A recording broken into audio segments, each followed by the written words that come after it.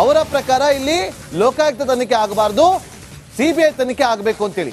ಮೂಡಾ ಕೇಸ್ನಲ್ಲಿ ಮಹತ್ವದ ಬೆಳವಣಿಗೆ ಕಂಡು ಬರ್ತಾ ಇದೆ. ಭೈರತಿ ಸುರೇಶ್ ಸಿಎಂ ಪತ್ನಿ ಪಾರ್ವತಿ ಅವರಿಗೆ ನೋಟಿಸ್ ಅನ್ನು ಕೊಟ್ಟಿದ್ದಾರೆ. ಇಡಿಯಿಂದ ಇಬ್ಬರಿಗೂ ನೋಟಿಸ್ ಜಾರಿಯಾಗಿದೆ. ಇವತ್ತೇ ವಿಚಾರಣೆಗೆ ಹಾಜರಾಗಬೇಕು ಅಂತೇಳಿ ಇಡಿ ನೋಟಿಸ್ ಅನ್ನು ಕೊಟ್ಟಿದೆ. ಮೂಡಾ ಕೇಸ್ನಲ್ಲಿ ಆಗಿರುವಂತಹ ಮಹತ್ವದ ಬೆಳವಣಿಗೆ ಇದು. ಸಚಿವ ಭೈರತಿ ಸುರೇಶ್ ಸಿಎಂ ಸಿದ್ದರಾಮಯ್ಯ ಅವರ ಪತ್ನಿ ಪಾರ್ವತಿ ಅವರಿಗೆ ನೋಟಿಸ್ ಅನ್ನು ಕೊಟ್ಟಿದೆ. ಇವತ್ತೇ ಹಾಜರಾಗಬೇಕು ಅಂತೇಳಿ.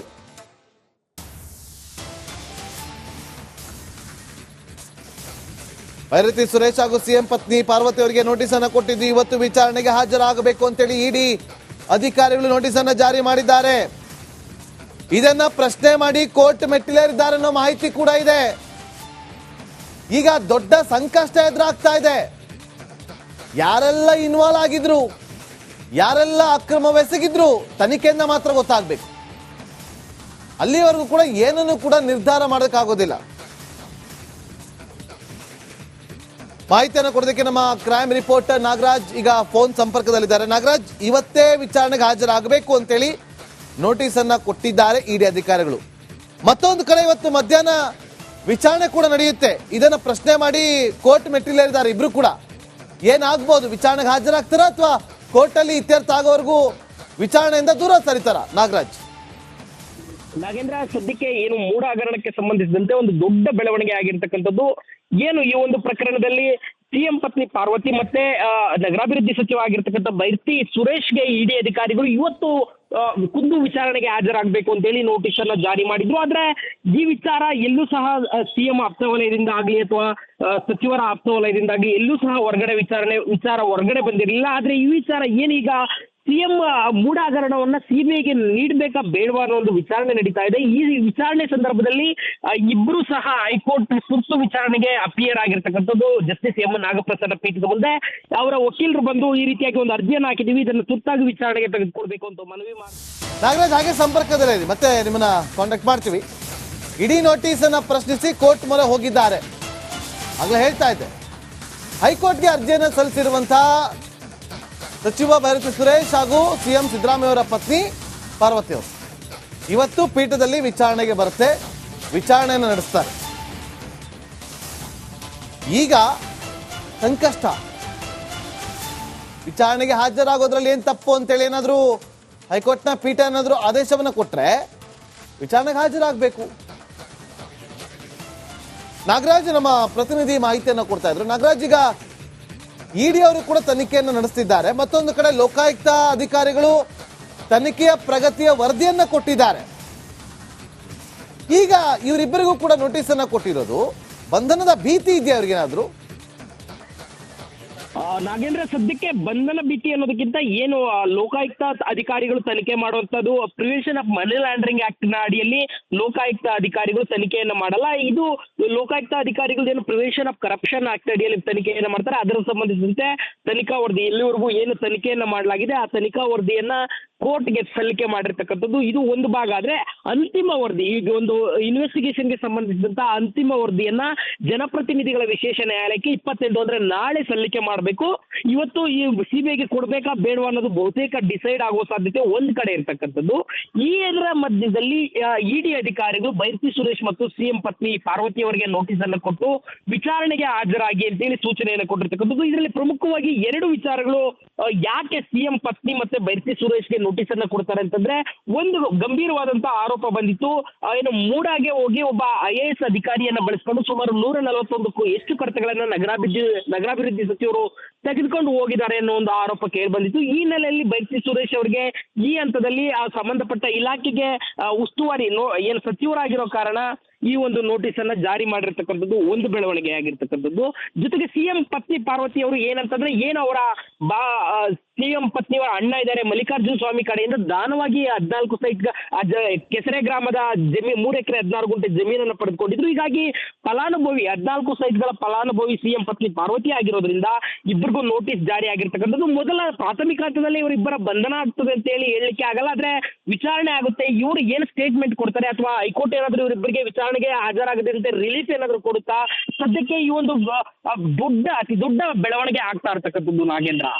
ಓಕೆ, ಥ್ಯಾಂಕ್ ಯು ನಾಗರಾಜ್ ನಿಮ್ಮೆಲ್ಲ ಮಾಹಿತಿಗಾಗಿ. ಅವರ ಪ್ರಕಾರ ಇಲ್ಲಿ ಲೋಕಾಯುಕ್ತ ತನಿಖೆ ಆಗಬಾರ್ದು, ಸಿಬಿಐ ತನಿಖೆ ಆಗಬೇಕು ಅಂತೇಳಿ. ಮೂಡಾ ಕೇಸ್ನಲ್ಲಿ ಮಹತ್ವದ ಬೆಳವಣಿಗೆ ಕಂಡು ಬರ್ತಾ ಇದೆ. ಭೈರತಿ ಸುರೇಶ್ ಸಿಎಂ ಪತ್ನಿ ಪಾರ್ವತಿ ಅವರಿಗೆ ನೋಟಿಸ್ ಅನ್ನು ಕೊಟ್ಟಿದ್ದಾರೆ. ಇಡಿಯಿಂದ ಇಬ್ಬರಿಗೂ ನೋಟಿಸ್ ಜಾರಿಯಾಗಿದೆ. ಇವತ್ತೇ ವಿಚಾರಣೆಗೆ ಹಾಜರಾಗಬೇಕು ಅಂತೇಳಿ ಇಡಿ ನೋಟಿಸ್ ಅನ್ನು ಕೊಟ್ಟಿದೆ. ಮೂಡಾ ಕೇಸ್ನಲ್ಲಿ ಆಗಿರುವಂತಹ ಮಹತ್ವದ ಬೆಳವಣಿಗೆ ಇದು. ಸಚಿವ ಭೈರತಿ ಸುರೇಶ್ ಸಿಎಂ ಸಿದ್ದರಾಮಯ್ಯ ಅವರ ಪತ್ನಿ ಪಾರ್ವತಿ ಅವರಿಗೆ ನೋಟಿಸ್ ಅನ್ನು ಕೊಟ್ಟಿದೆ. ಇವತ್ತೇ ಹಾಜರಾಗಬೇಕು ಅಂತೇಳಿ.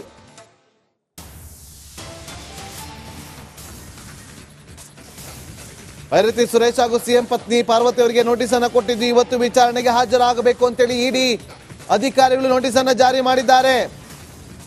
ಇದನ್ನ ಪ್ರಶ್ನೆ ಮಾಡಿ ಕೋರ್ಟ್ ಮೆಟ್ಟಿಲೇರಿದ್ದಾರೆ ಅನ್ನೋ ಮಾಹಿತಿ ಕೂಡ ಇದೆ. ಈಗ ದೊಡ್ಡ ಸಂಕಷ್ಟ ಎದುರಾಗ್ತಾ ಇದೆ. ಯಾರೆಲ್ಲ ಇನ್ವಾಲ್ವ್ ಆಗಿದ್ರು, ಯಾರೆಲ್ಲ ಅಕ್ರಮವೆಸಗಿದ್ರು ತನಿಖೆಯಿಂದ ಮಾತ್ರ ಗೊತ್ತಾಗಬೇಕು. ಅಲ್ಲಿವರೆಗೂ ಕೂಡ ಏನನ್ನು ಕೂಡ ನಿರ್ಧಾರ ಮಾಡೋಕ್ಕಾಗೋದಿಲ್ಲ. ಮಾಹಿತಿಯನ್ನು ಕೊಡೋದಕ್ಕೆ ನಮ್ಮ ಕ್ರೈಮ್ ರಿಪೋರ್ಟರ್ ನಾಗರಾಜ್ ಈಗ ಫೋನ್ ಸಂಪರ್ಕದಲ್ಲಿದ್ದಾರೆ. ನಾಗರಾಜ್, ಇವತ್ತೇ ವಿಚಾರಣೆಗೆ ಹಾಜರಾಗಬೇಕು ಅಂತೇಳಿ ನೋಟಿಸ್ ಅನ್ನ ಕೊಟ್ಟಿದ್ದಾರೆ ಇಡಿ ಅಧಿಕಾರಿಗಳು.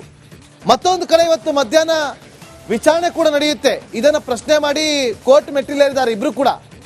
ಏನಾಗ್ಬೋದು, ವಿಚಾರಣೆಗೆ ಹಾಜರಾಗ್ತಾರ ಅಥವಾ ಕೋರ್ಟ್ ಅಲ್ಲಿ ಇತ್ಯರ್ಥ ಆಗೋವರೆಗೂ ವಿಚಾರಣೆಯಿಂದ ದೂರ ಸರಿತಾರ? ನಾಗರಾಜ್, ನಾಗೇಂದ್ರ, ಸದ್ಯಕ್ಕೆ ಏನು ಮೂಡ ಹಗರಣಕ್ಕೆ ಸಂಬಂಧಿಸಿದಂತೆ ಒಂದು ದೊಡ್ಡ ಬೆಳವಣಿಗೆ ಆಗಿರ್ತಕ್ಕಂಥದ್ದು ಏನು ಈ ಒಂದು ಪ್ರಕರಣದಲ್ಲಿ ಸಿಎಂ ಪತ್ನಿ ಪಾರ್ವತಿ ಮತ್ತೆ ನಗರಾಭಿವೃದ್ಧಿ ಸಚಿವ ಆಗಿರ್ತಕ್ಕಂಥ ಭೈರತಿ ಸುರೇಶ್ಗೆ ಇಡಿ ಅಧಿಕಾರಿಗಳು ಇವತ್ತು ಖುದ್ದು ವಿಚಾರಣೆಗೆ ಹಾಜರಾಗಬೇಕು ಅಂತೇಳಿ ನೋಟಿಸ್ ಅನ್ನ ಜಾರಿ ಮಾಡಿದ್ರು. ಆದ್ರೆ ಈ ವಿಚಾರ ಎಲ್ಲೂ ಸಹ ಸಿಎಂ ಆಪ್ತ ವಲಯದಿಂದ ಆಗಲಿ ಅಥವಾ ಸಚಿವರ ಆಪ್ತ ವಲಯದಿಂದಾಗಿ ಎಲ್ಲೂ ಸಹ ವಿಚಾರ ಹೊರಗಡೆ ಬಂದಿರಲಿಲ್ಲ. ಆದ್ರೆ ಈ ವಿಚಾರ ಏನೀಗ ಸಿಎಂ ಮೂಡ ಹಗರಣವನ್ನ ಸಿಬಿಐಗೆ ನೀಡಬೇಕಾ ಬೇಡವಾ ಅನ್ನೋ ಒಂದು ವಿಚಾರಣೆ ನಡೀತಾ ಇದೆ. ಈ ವಿಚಾರಣೆ ಸಂದರ್ಭದಲ್ಲಿ ಇಬ್ರು ಸಹ ಹೈಕೋರ್ಟ್ ತುರ್ತು ವಿಚಾರಣೆಗೆ ಅಪಿಯರ್ ಆಗಿರ್ತಕ್ಕಂಥದ್ದು ಜಸ್ಟಿಸ್ ಎಂ ನಾಗಪ್ರಸಾದ್ ಪೀಠದ ಮುಂದೆ ಅವರ ವಕೀಲರು ಬಂದು ಈ ರೀತಿಯಾಗಿ ಒಂದು ಅರ್ಜಿಯನ್ನು ಹಾಕಿದೀವಿ, ಇದನ್ನು ತುರ್ತಾಗಿ ವಿಚಾರಣೆಗೆ ತೆಗೆದುಕೊಳ್ಬೇಕು ಅಂತ ಮನವಿ ಮಾಡಿ. ನಾಗರಾಜ್ ಹಾಗೆ ಸಂಪರ್ಕದಲ್ಲೇ ಮತ್ತೆ ನಿಮ್ಮನ್ನ ಕಾಂಟ್ಯಾಕ್ಟ್ ಮಾಡ್ತೀವಿ. ಇಡೀ ನೋಟಿಸ್ ಅನ್ನ ಪ್ರಶ್ನಿಸಿ ಕೋರ್ಟ್ ಮೊರೆ ಹೋಗಿದ್ದಾರೆ.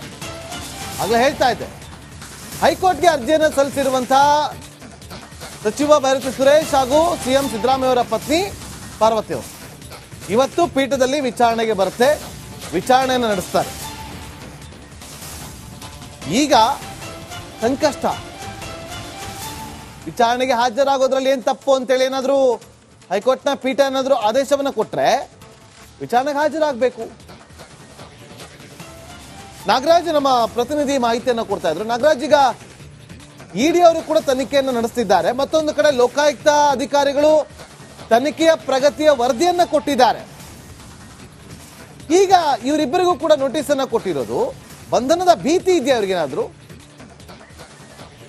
ನಾಗೇಂದ್ರ, ಸದ್ಯಕ್ಕೆ ಬಂಧನ ಭೀತಿ ಅನ್ನೋದಕ್ಕಿಂತ ಏನು ಲೋಕಾಯುಕ್ತ ಅಧಿಕಾರಿಗಳು ತನಿಖೆ ಮಾಡುವಂತದ್ದು prevention of money laundering act ನ ಅಡಿಯಲ್ಲಿ ಲೋಕಾಯುಕ್ತ ಅಧಿಕಾರಿಗಳು ತನಿಖೆಯನ್ನು ಮಾಡಲ್ಲ. ಇದು ಲೋಕಾಯುಕ್ತ ಅಧಿಕಾರಿಗಳು ಏನು ಪ್ರಿವೆನ್ಷನ್ ಆಫ್ ಕರಪ್ಷನ್ ಆಕ್ಟ್ ಅಡಿಯಲ್ಲಿ ತನಿಖೆಯನ್ನು ಮಾಡ್ತಾರೆ. ಅದರ ಸಂಬಂಧಿಸಿದಂತೆ ತನಿಖಾ ವರದಿ ಎಲ್ಲಿವರೆಗೂ ಏನು ತನಿಖೆಯನ್ನ ಮಾಡಲಾಗಿದೆ ಆ ತನಿಖಾ ವರದಿಯನ್ನ ಕೋರ್ಟ್ಗೆ ಸಲ್ಲಿಕೆ ಮಾಡಿರ್ತಕ್ಕಂಥದ್ದು ಇದು ಒಂದು ಭಾಗ. ಆದ್ರೆ ಅಂತಿಮ ವರದಿ, ಈಗ ಒಂದು ಇನ್ವೆಸ್ಟಿಗೇಷನ್ಗೆ ಸಂಬಂಧಿಸಿದಂತ ಅಂತಿಮ ವರದಿಯನ್ನ ಜನಪ್ರತಿನಿಧಿಗಳ ವಿಶೇಷ ನ್ಯಾಯಾಲಯಕ್ಕೆ 28 ಅಂದ್ರೆ ನಾಳೆ ಸಲ್ಲಿಕೆ ಮಾಡಬೇಕು. ಇವತ್ತು ಈ ಸಿಬಿಐಗೆ ಕೊಡ್ಬೇಕಾ ಬೇಡವಾ ಅನ್ನೋದು ಬಹುತೇಕ ಡಿಸೈಡ್ ಆಗುವ ಸಾಧ್ಯತೆ ಒಂದ್ ಕಡೆ ಇರ್ತಕ್ಕಂಥದ್ದು. ಇದರ ಮಧ್ಯದಲ್ಲಿ ಇಡಿ ಅಧಿಕಾರಿಗಳು ಭೈರತಿ ಸುರೇಶ್ ಮತ್ತು ಸಿಎಂ ಪತ್ನಿ ಪಾರ್ವತಿ ಅವರಿಗೆ ನೋಟಿಸ್ ಅನ್ನು ಕೊಟ್ಟು ವಿಚಾರಣೆಗೆ ಹಾಜರಾಗಿ ಅಂತೇಳಿ ಸೂಚನೆಯನ್ನು ಕೊಟ್ಟಿರ್ತಕ್ಕಂಥದ್ದು. ಇದರಲ್ಲಿ ಪ್ರಮುಖವಾಗಿ ಎರಡು ವಿಚಾರಗಳು ಯಾಕೆ ಸಿಎಂ ಪತ್ನಿ ಮತ್ತೆ ಭೈರತಿ ಸುರೇಶ್ಗೆ ನೋಟಿಸ್ ಅನ್ನ ಕೊಡ್ತಾರೆ ಅಂತಂದ್ರೆ, ಒಂದು ಗಂಭೀರವಾದಂತಹ ಆರೋಪ ಬಂದಿತ್ತು. ಏನು ಮೂಡಾಗೆ ಹೋಗಿ ಒಬ್ಬ IAS ಅಧಿಕಾರಿಯನ್ನ ಬಳಸಿಕೊಂಡು ಸುಮಾರು 141ಕ್ಕೂ ಹೆಚ್ಚು ಕಡತಗಳನ್ನ ನಗರಾಭಿವೃದ್ಧಿ ಸಚಿವರು ತೆಗೆದುಕೊಂಡು ಹೋಗಿದ್ದಾರೆ ಅನ್ನೋ ಒಂದು ಆರೋಪ ಕೇಳಿ ಬಂದಿತ್ತು. ಈ ಹಿನ್ನೆಲೆಯಲ್ಲಿ ಭೈರತಿ ಸುರೇಶ್ ಅವರಿಗೆ ಈ ಹಂತದಲ್ಲಿ ಆ ಸಂಬಂಧಪಟ್ಟ ಇಲಾಖೆಗೆ ಉಸ್ತುವಾರಿ ಏನು ಸಚಿವರಾಗಿರೋ ಕಾರಣ ಈ ಒಂದು ನೋಟಿಸ್ ಅನ್ನ ಜಾರಿ ಮಾಡಿರ್ತಕ್ಕಂಥದ್ದು ಒಂದು ಬೆಳವಣಿಗೆ ಆಗಿರ್ತಕ್ಕಂಥದ್ದು. ಜೊತೆಗೆ ಸಿಎಂ ಪತ್ನಿ ಪಾರ್ವತಿ ಅವರು ಏನಂತಂದ್ರೆ, ಏನು ಅವರ ಸಿಎಂ ಪತ್ನಿಯವರ ಅಣ್ಣ ಇದ್ದಾರೆ ಮಲ್ಲಿಕಾರ್ಜುನ ಸ್ವಾಮಿ ಕಡೆಯಿಂದ ದಾನವಾಗಿ 14 ಸೈಟ್ ಕೆಸರೆ ಗ್ರಾಮದ 3 ಎಕರೆ 16 ಗುಂಟೆ ಜಮೀನನ್ನು ಪಡೆದುಕೊಂಡಿದ್ರು. ಹೀಗಾಗಿ ಫಲಾನುಭವಿ 14 ಸೈಟ್ಗಳ ಫಲಾನುಭವಿ ಸಿಎಂ ಪತ್ನಿ ಪಾರ್ವತಿ ಆಗಿರೋದ್ರಿಂದ ಇಬ್ಬರಿಗೂ ನೋಟಿಸ್ ಜಾರಿ ಆಗಿರ್ತಕ್ಕಂಥದ್ದು. ಮೊದಲ ಪ್ರಾಥಮಿಕ ಹಂತದಲ್ಲಿ ಇವರಿಬ್ಬರ ಬಂಧನ ಆಗ್ತದೆ ಅಂತ ಹೇಳಿ ಹೇಳಲಿಕ್ಕೆ ಆಗಲ್ಲ. ಆದ್ರೆ ವಿಚಾರಣೆ ಆಗುತ್ತೆ, ಇವರು ಏನು ಸ್ಟೇಟ್ಮೆಂಟ್ ಕೊಡ್ತಾರೆ ಅಥವಾ ಹೈಕೋರ್ಟ್ ಏನಾದ್ರು ಇವರಿಬ್ಬರಿಗೆ ವಿಚಾರಣೆಗೆ ಹಾಜರಾಗದಂತೆ ರಿಲೀಫ್ ಏನಾದ್ರು ಕೊಡುತ್ತಾ, ಸದ್ಯಕ್ಕೆ ಈ ಒಂದು ಅತಿ ದೊಡ್ಡ ಬೆಳವಣಿಗೆ ಆಗ್ತಾ ಇರ್ತಕ್ಕಂಥದ್ದು Nagendra. Okay, thank you Nagaraj ನಿಮ್ಮೆಲ್ಲ ಮಾಹಿತಿಗಾಗಿ.